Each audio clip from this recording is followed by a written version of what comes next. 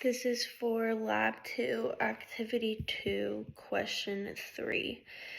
So I'm going to name the joint, the bones involved.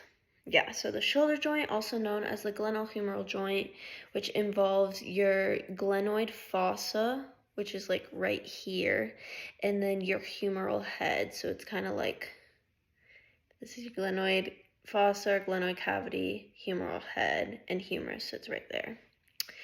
Next, we have your elbow joint. So that is your humerus, which is right here, and your ulna. So it's back here. It shows like and forms the olecranon in the back. And also is right here. This is your ulnar joint, elbow joint, humerus and ulna. Next, we have your forearm joint, which is also the distal and proximal radial ulnar joint, and that involves both your radius, which is on this side, and your ulna. They attach here and attach the bottom down here. Next, we have your wrist joint, which it involves your radius and your carpal bones down here. So this is your radial carpal joint.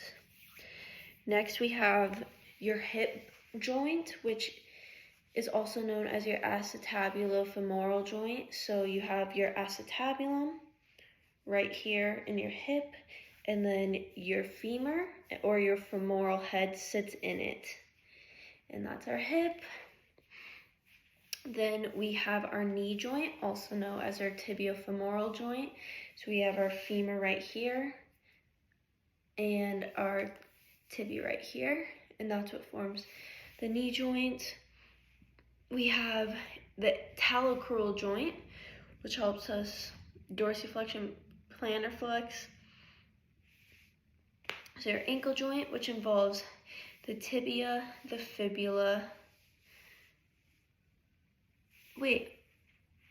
and the talus, yeah, which is like, here's the talar dome right there. We also have the foot joints, but it says we do not have to include those.